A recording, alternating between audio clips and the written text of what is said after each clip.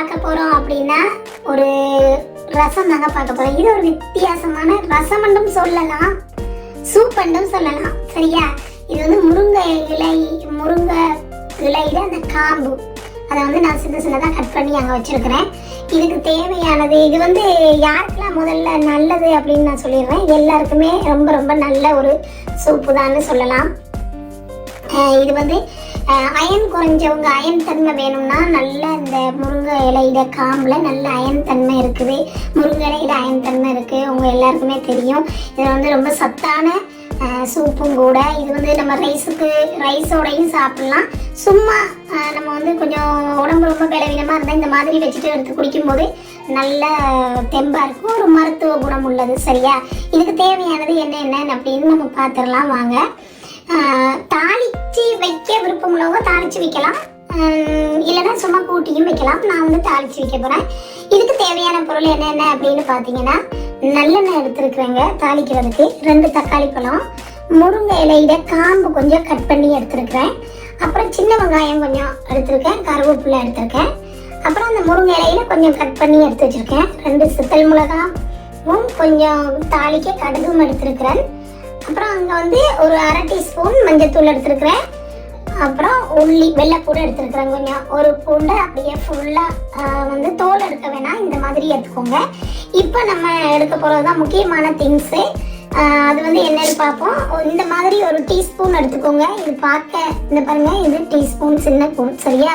இந்த டீஸ்பூனால முதலாவது மல்லியில் வந்து 2 ஸ்பூன் மல்லி எடுத்துக்கோங்க. அப்புறம் இதுலயே மிளகு வந்து 2 ஸ்பூன் மிளகு எடுத்துக்கோங்க. சின்ன சீரகம் இதுல 1 ஸ்பூன் சின்ன சீரகம், இவ்வளவு தாங்க. இதை வந்து இப்போ நம்ம மிக்சியில நல்லா பவுடர் பண்ணிட்டு வந்துடலாம்.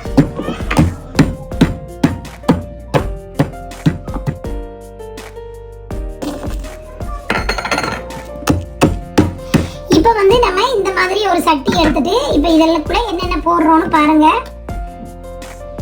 இப்போ வந்து இதுக்குள்ள நம்ம ஃபர்ஸ்ட்ல இந்த காம்பு எடுத்து இதில் போட்டுடலாம். இதுக்குள்ளேயே நம்ம மஞ்சள் பொடியை எடுத்து போட்டுடலாம். இதுக்குள்ள நம்ம இடிச்சு வச்ச வெங்காயத்தை போட்டுடலாம்.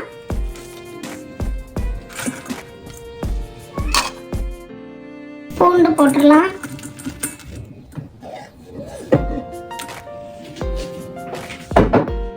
நம்ம இப்ப வந்து இதுல கொஞ்சம் புளி தண்ணி விடலாம்.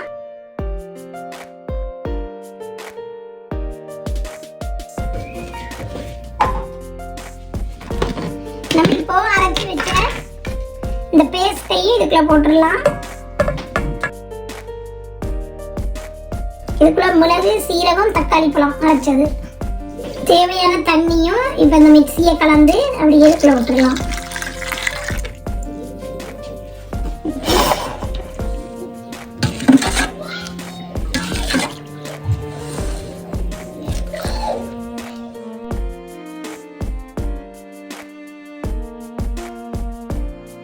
எண்ணெய் விட்டுருக்கேன், அதுக்குள்ள 1/2 டீஸ்பூன் கடுகு போடுறேன்.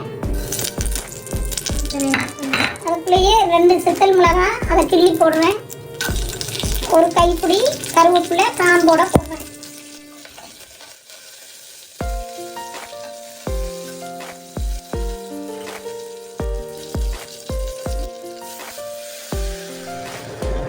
இந்த அளவுல புளி எடுத்து நான் இதுக்குள்ள கரைச்சி விட்டுருக்கேங்க. இவ்வளவு புளி போட்டா போதும்.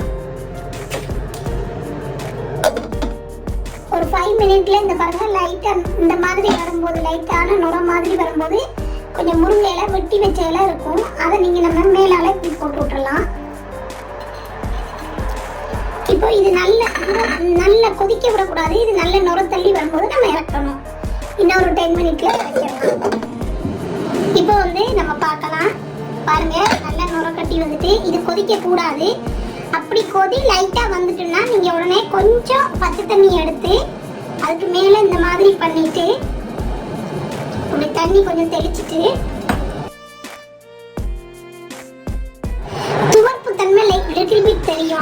நம்ம வந்து கொஞ்சம் பச்சை தண்ணி தெளிச்சிட்டோம்னா அது தெரியாது. சரியாங்க? இப்போ நமக்கு